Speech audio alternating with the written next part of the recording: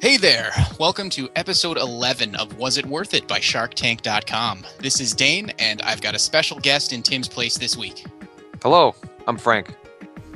Yeah, Frank also works with us on Shark Tank on Deckheads and Game Chums and all that cool stuff.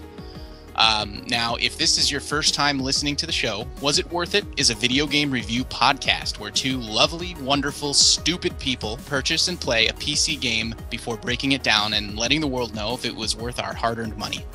It's not as simple as saying a game gets 5 stars or 2 thumbs down or anything like that. We really try to put a value on the games we play, and hopefully we'll help you decide which games deserve your dollars. Now, I do want to mention that this episode is actually a week late. The reason for that, as we mentioned on our Facebook and Google Plus last week, is that we wanted to come up with a few significant changes we could make to the show in an effort to make it even better. Now, those changes aren't or haven't necessarily made it into this episode, but I figured I'd mention a few of those things that you might see even as soon as next week. Until now, we've only ever covered indie games, so we're definitely going to open the playing field to allow for pretty much any PC game, including AAA titles. Now, something else is that Tim and I are going to occasionally take weeks off and bring in guests, just like what we're doing this week, by having your grizzly ass on the show. Hey, I'm awesome. That's true. Sometimes. We have so many awesome people working with us on Shark Tank, so it's going to be really cool to get some different personalities on here. So I think there was something else that you and Tim and I think Brandon too were talking about that we were going to add to the show, but I'm completely blanking. Do you remember? I do remember. It was, we were talking also about adding maybe a value system, or at least discussing personal value and biases. Yeah, that's true. We kind of want to come up with a better way of telling you why we feel a game is or isn't worth it, instead of just saying, well, here, these different aspects of the game felt like this, so in our opinion, it's totally worth it or it's totally not worth it. I want to bring it even further than that and actually make it a little bit less subjective. So that's just kind of what we're thinking of. That's what we've got in the woodworks. It might not be a completely different show as soon as next week, but we're working on it because, we always want to improve. So I wouldn't even say it'll be a completely different show, just fine-tune. Yeah, exactly. That's what we're always trying to do. So this week, we played Not the Robots, developed by 2D Array and published by TinyBuild. 2D Array is made up of 2 dudes, Eli Pillanen, who designed and programmed the game, and David Carney, who did all the music and sound. Apparently, these 2 guys actually worked together for 4 straight years and collaborated on 7 Flash titles, literally before ever hearing or physically seeing one another, which is freaking crazy. That's crazy. Yeah, I know. They just chatted, just text-based communications only for 4 years, and collaborated on games and stuff. I think it's weird to meet people that you've talked to online and worked with on stuff. That's definitely an unusual thing to do. Who would do that? Yeah, online, I know. People online, you're taking a risk, man. Those dudes online, dudes or ladies, could potentially be 50 years old and want to kill you. I mean, that's just how that's. So Frank and I actually met before I had met pretty much anybody else who works on Shark Tank and anybody in this state that we live in. So we're completely joking. We met in a chat room about Zelda in 2000. Yep. And so now we both live in Seattle, which I was going to mention. Those 2 guys actually, no joke, currently live in Seattle. Nice. I love supporting local developers. Yeah, exactly. They're only local right now. I think they moved up here for sort of a long-term indie game development project or a contest of some sort. And I don't think they're going to be here permanently, but I still think that that's really cool. Shark Tank, as we mentioned on a previous episode, we hail from Seattle. Now, Not the Robots is actually their first commercial title, and it's what the Steam page describes as a roguelike stealth furniture-eating simulator. And after playing the game, I can say that description, as ridiculous as it is spot on. I would have to absolutely agree. When I read that at first, I was like, what? And so when I was checking out the videos to kind of get an idea of what we might be in for, I mean, that is exactly what it looked like. That's what you do. I mean, it's a little bit of a lengthy, sort of goofball genre, but it hits the nail on the head. It's definitely a roguelike, a genre, or I guess a subgenre, which Tim and I described back in our Risk of Rain episode. Mm-hmm. So you've got your permadeath, your randomized levels, your steadily increasing difficulty. Each level takes place in a large office environment. and you're tasked with sneaking around, avoiding machine gun-toting sentry robots, heat panels on the floor, rotating lasers, and plenty of other obstacles as you continue to progress, if you continue to progress, because it does get harder as you go. While you try to gobble up as much of the furniture in the room as you can before the game allows you to escape through like a vacuum tube, once you've gotten enough points, so to speak. Or yes, the exit elevator or whatever it is. Yeah, exactly. And eventually it starts throwing other goals in that you must meet before you're able to escape. So not just eating the furniture, but sometimes you'll have to hit buttons in like a sequence and things like that. So it does get harder in that regard as well. While you're going through each level, the game gives you a multitude of cool items like speed boosts and invisibility and stuff like that. What else is there? Like teleport, you can place boxes, you can eat they're like cubicle walls that you can't pass through. But there's an ability called dig that lets you pass through them. Yeah, that one is so useful if there's like a sentry robot kind of coming in from the other side and you just have nowhere to go because you ate all the furniture and you can't hide behind it. And the context that's there, a big issue. Take that out of context because that would be really funny to hear. Oh yeah, man, how was your weekend? Oh, dude, I had to eat my way through this wall because there was this robot coming down and I'd already eaten all the other furniture. Yeah, definitely. A crazy weekend, man. Wow. Yeah, so some of those items are extremely helpful, although they are completely randomized, so it does kind of have that sort of roguelike aspect to it as well, where if the items that you're getting just aren't helpful in your situations, you'll probably be screwed and have to start over, which, just luck of the draw. But those items are very helpful and eventually completely necessary in the hardest levels. I only had the chance to play this one for a few hours, give or take, but I think that was enough time to really just see what the game has to offer. Yeah, it didn't really. I felt like I had a good feel for it after my first playthrough, and then I went, did some challenges, played through it again, and there wasn't really a whole lot of change, despite one of the things that's interesting about the game is when you start it off, there's just a base set of items and enemies. And after you are finally dead, you get a bunch of experience for the game itself, not for your character. And that introduces new items, new enemies, etc. And so after doing that, I wanted to make sure I got a good experience on those too. And I didn't feel like it changed the game too much, but, it's definitely unique. Yeah. Yeah, and similarly to that in terms of the items and the levels and whatnot changing as you played through, I actually kind of compare that to Risk of Rain, which as you played through in that, depending on how far you got or how well you did in one big roguelike playthrough, it would tally that all up and then throw a few goodies your way that you now can encounter on future playthroughs. I think that's actually a pretty cool way of doing roguelikes, and that's probably pretty common. I guess I haven't played too many roguelikes, but... Well, I mean, when you look at it, and I know that Tim isn't as much of a fan of roguelikes, but both you and I enjoy that play. We've enjoyed FTL, games like Rogue Legacy, where, you get ruined sometimes, and that's just the breaks. I think we both have more of an appreciation for that. I definitely do. I do have to say, it just didn't work as much for me in this particular game because this game is a lot slower. There's a lot of stealth to it, and I feel like if I'm having to be really patient and really slowly move my way through so I don't trip up a trap or get caught by a sentry and that sort of thing. And then, something goes wrong and I get killed and have to start from the beginning. It's that much harder to swallow because it's not like those other games where I'm just running forward and just shooting bullets and just, doing the crazy action-adventure gameplay, where it's okay. It's like I died. Okay, well, I'll start over and I'm just running again and shooting more bullets, Where in this, it's like, oh, I have to do all of that slow, patient, stealth stuff again before I even get close to where I left off last time. That kind of thing. So it's... There's definitely more of a time investment with it. And one of the things that frustrated me about that is that there was no save and continue. Yeah. Or save and quit, I should say. Because it's like, I was able to sit down and play for an hour and a half. And it's like, well, I better get back to homework or whatever. I'll take a break. And the only thing you're allowed to do is quit. So then I would just be like, oh, fuck. Okay, well, one more stage. And if I get killed, I get killed. And then I would usually get killed because, I'd be being ballsy. And those sentry turrets are unforgiving. Because if you trip one...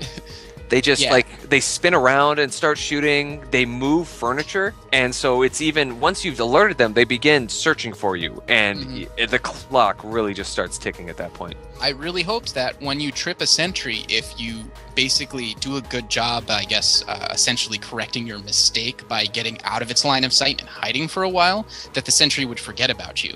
And it kind of does, but it kind of doesn't. Yeah. And yeah, that was a little unforgiving, which was a bummer because it's like, now that you've tripped the sentry, it's not like there's anything else you can do. You still have to finish the level. And if you're really far along in this particular playthrough, it's like, well, I'm probably going to get hit by a few more bullets before I finish this level, or I'll even die. And that sucks. Yeah. I mean, one of the things that I thought, I enjoyed this about the sentries. They were no stormtroopers. These were enemies that would hit you easily from distance. And, you know, it helped really add that extra bit of fear. And one of the things I thought that was nice of the developers is that they put little target icons over each one as it was floating around the room. So even though you couldn't see through, you know, all the walls or whatever, you would see their icon and know, okay, he's over in that room. Yeah, that was actually pretty smart. I didn't think about that, but you're right. Now that I think back to it, that was something that that they did take into account. Yeah, because there was, that's helpful. You would go into a level and there'd be like 4 sentry guys, and it would just be like, oh, fuck, how do I even? But it kind of helps you keep track of it. You still get fucked because that's the nature of it. Sure. One of the interesting things about that, there's that one power where you get to drop a block. And at first I thought, this is dumb. Why would I want this? I started trapping sentry turrets in cubicles all the time. And I thought that was really... I think that might have been what it was used for. You know, it's just kind of an interesting way to mess them up. And suddenly I was like really afraid to use dig because I had this new strategy of trapping guys. So you didn't want to open another hole. Exactly. I was afraid to let them out. Sometimes I would be like, I don't want to eat that furniture because it's going to let that guy out. But I need to eat the furniture to win. Right. And I think that was the ultimate choice of the game that really helped it shine to me, was that, you know, it's this stealth gameplay. You don't want to get seen by these robots, and some levels didn't even have them, but the levels that didn't have them weren't difficult. The levels with the sentry robots were scary. And yeah, so I completely agree. Any level that didn't have sentries just were not nearly as hard. But you can just take them at a decent pace and you're perfectly fine. Yeah, I mean, you dodge lasers and sometimes it gets a little tricky, but it's tricky. You know, it's not dealing with these robots going around. So when you're even the lasers did have this payoff choice, right? Where you have to eat the furniture to win, but the furniture blocks the lasers and makes it so the robots don't see you. So as you're going, you clear it out and you find yourself like, oh shit, I gotta hide. Oh god, I can't hide. What do I do? And then you're caught. Yeah, being cornered in this game is the worst. It must be what, you know, like a frightened animal feels like when it gets chased into a corner. Yeah. You just you just take it. You die. Yeah, there's nothing you can do about it. I did see in an achievement that there was a payback achievement for killing a robot, but I don't know how you did that. I don't know what level you had to get an item that would destroy the robots, but I was like, God, I wish I had it. Yeah, I recall seeing in a screenshot or maybe in one of the trailer videos, there was an ability that was like, maybe it was some sort of EMP or something like that. I don't know, but I thought to myself, wow, I wish I could get that, you know, when I play. But anyway, you know, I feel like actually all of that discussion of how the sentry robots work and hiding behind furniture and whatnot probably painted a pretty good image in anyone's head of you know, the gist of that game, the meat and potatoes. The gameplay itself, in terms of the actual mechanics behind the game, the controls and whatnot, it's actually very simple. It's very simple to play. I can't imagine anybody playing it for more than 10 minutes and not understanding at that point all of the different things that you can do. You have your move, your eat, your gadgets. Yeah, you move around with WASD. You use your mouse to move the camera around, which is really important. And the camera movement is actually really fast, which is good. It's because you kind of have to be looking all around you all the time because the sentries can just turn from, you know, a corner behind you at any point.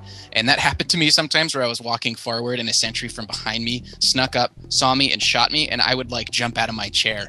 You know, it was scary. You just hear the noise and you're, Yeah, and then there was a button to crouch. You could crouch behind shorter furniture to get, you know, completely hidden behind it. But it made you move slower.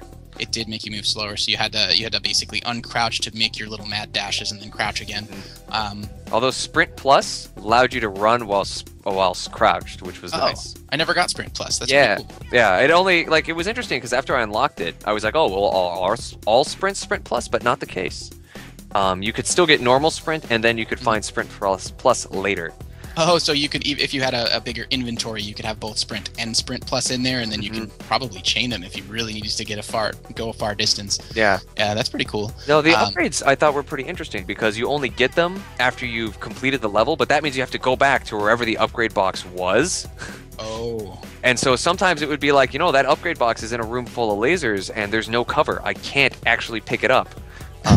But upgrades would be, extra inventory space, being able to have one of the boxes, because boxes with items are unmarked. You would have to drop one of your items, which you could not recover, to pick up a new item. Yeah, so you could get the scanner that let you actually see what was in those item boxes. So that way, if you know the names of the items, it would basically put the name of the item, it would float it over the blue box. And so if you know, oh, that's just a sprint, I already have one of those, you wouldn't really have to bother with it. But if you see...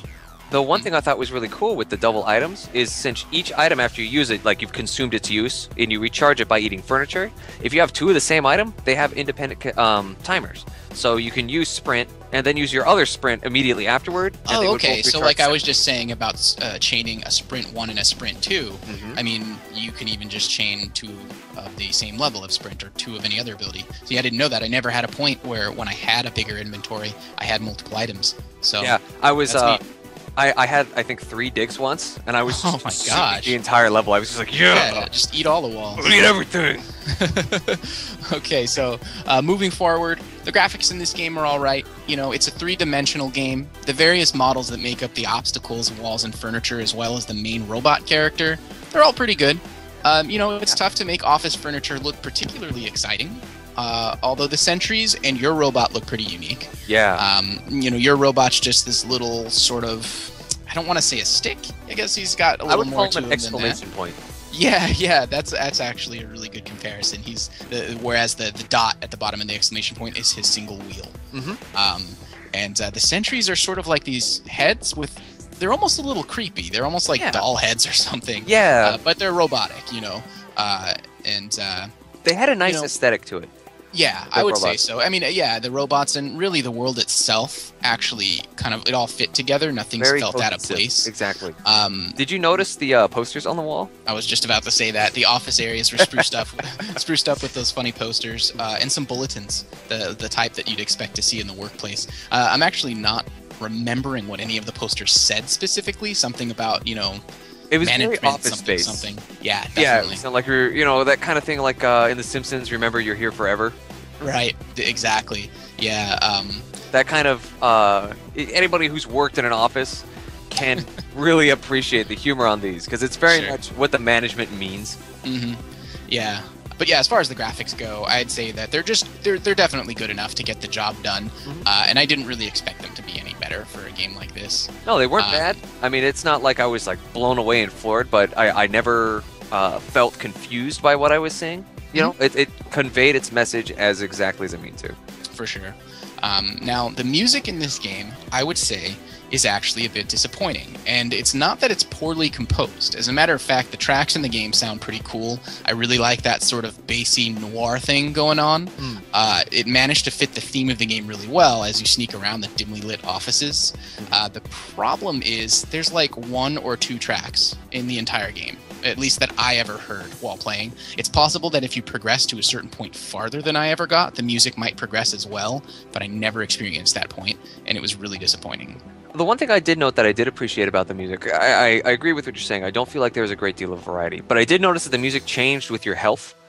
And you might not notice it because you're busy freaking out while you're getting shot. Exactly. But I would get health later on and then realize that, oh, we just added another instrument back. I hadn't realized I lost that. Gotcha. Yeah, and I did notice the music would change when sentries would see you and start chasing you. The music would get a lot faster paced, and I do like that. A lot of games kind of try and do that sort of thing nowadays, but it's always good to see it, and it's especially good to see it when it's implemented really well, where instruments in the song kind of join in and then leave accordingly. When it can do it smart like that, that's great. Like FTL does that really well. Exactly. It wasn't heavy-handed like it is in, say, Metal Gear.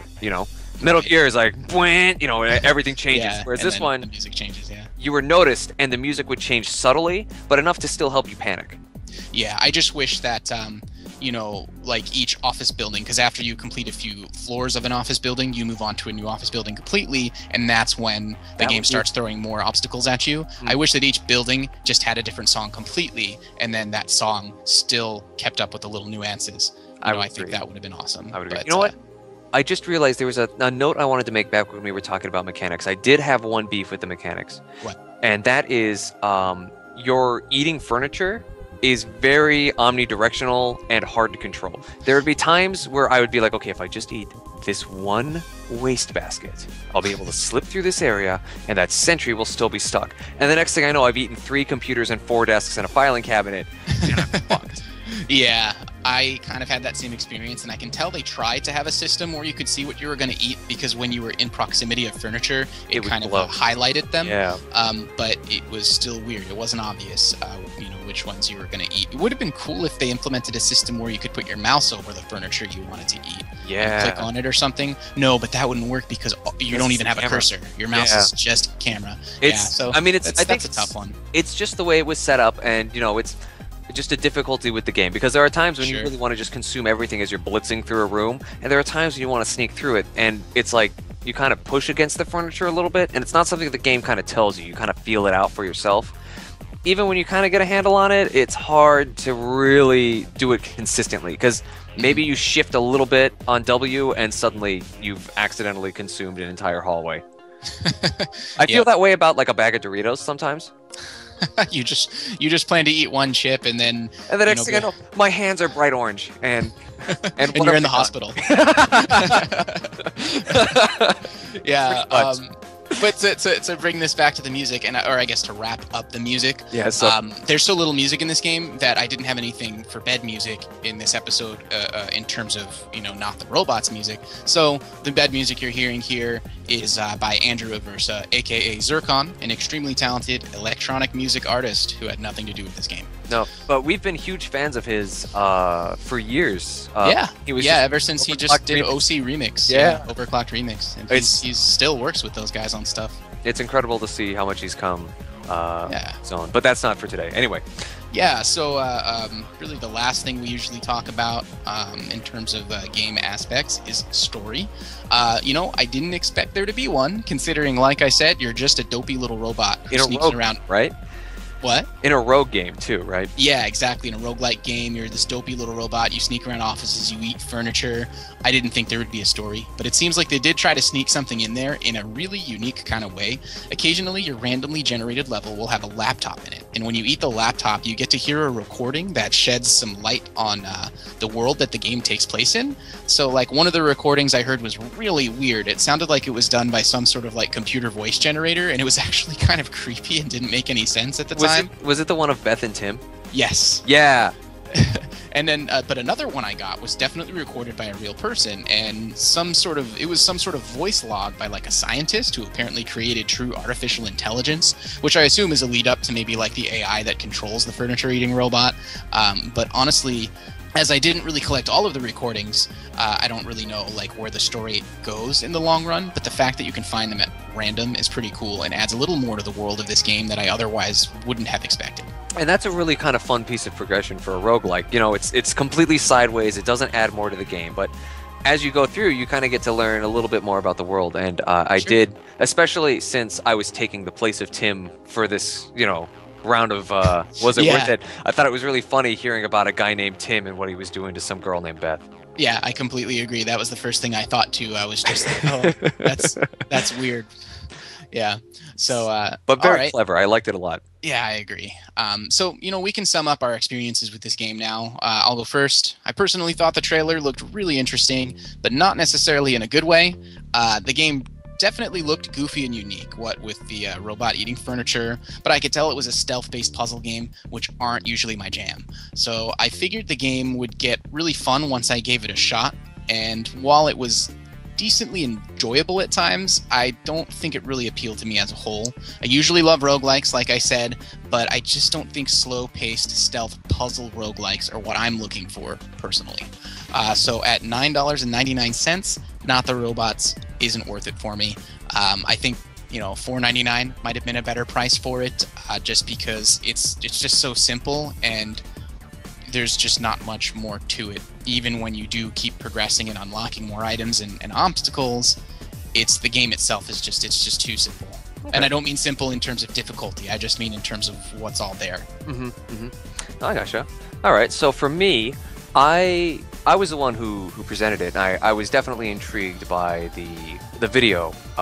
So I wasn't, totally sure what I was going to go in for, other than eating furniture as a robot. And going into it, it didn't grip me right off the bat, and as I continued to play, I was very surprised when it turns out that I was unlocking stuff after I died, and that kind of took it away from me, because I would have enjoyed it a lot more, I think, if I had been able to ramp it up right from the get-go and just start experiencing everything. Right. I'm not on the same wavelength with you as the roguelike stealth, because I thought it worked out pretty nicely. I mean, sure. Except when I came out of the elevator and just started getting shot immediately. That was unfortunate. Yeah, but, the randomly generated levels. But I think a lot of the mechanics were very unique and a lot of fun. Especially different ways that I could stack my items or approach different levels. And the procedural generation really helped it get very different, collecting this stuff. But, once again, at $9.99, now, we've talked about this before. I have the toughest metric for my worthiness of a game. I always, because I have a limited amount of time as a student. So for me, I want to get 1 hour for every dollar I spend in a game. And at $9.99, I'm not sure I would be able to play this game for 10 hours. Maybe if I could break it up a little bit more, maybe if it was able to become exciting right from the get-go, but ramping up to getting to the harder levels is a lot to swallow. So I would say if it's on sale, but at $9.99, I'm going to have to give it a not worth it. Okay, yeah, and that's fair. I mean, if there's anything that could be said about this game, like you were saying, it's definitely unique, incredibly unique. I've never seen a game like it. No, it's a fun experience. But yeah, sometimes that's just not enough, at least for us, in our opinion. But I feel like we really did go really in depth into a lot of what this game has. Once again, maybe because the game doesn't actually have that much, but I think we painted the picture for pretty much anybody listening. So yeah, I mean, probably know at this point if this is a game that would actually be fun to you. Check it out, and if it goes on sale, totally get it. Definitely worth grabbing. I mean, if you just get to like building 6 once or twice, it even has like a little challenge mode with just simple challenges to try and do things with items or like with 1 HP. I actually messed around with that too. That was a little fun. It was. It introduced me to a couple of interesting styles and concepts. So it's unique, interesting, but it still has a little bit of problems that you kind of expect with an indie game.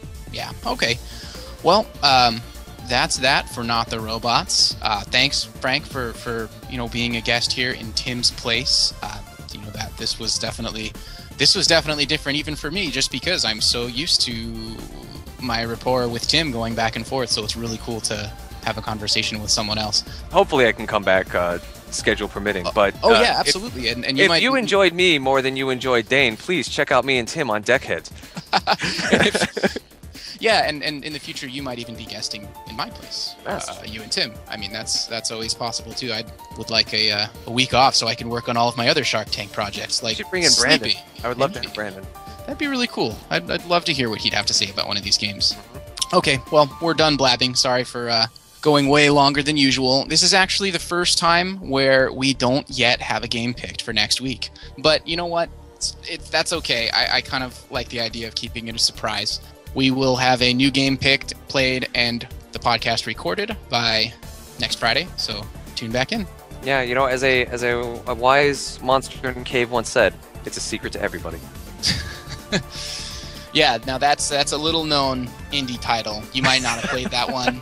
I'd say personally not worth it. It's weird. It seems really old. Yeah, there's no direction. I mean, I just picked that one up last week. I don't get it. It's what was with the packaging? It was so dumb. Yeah, it's like there's this little green guy and he's got a sword. This little green kid. I think his name starts with a Z. It was Zelda, right? It was Zoroldo, right? His name, no, it was Zordo. Legend of Zordo. Who is Princess Zordo? Have a good night, everybody. This wasn't worth it. See you guys later. Bye-bye.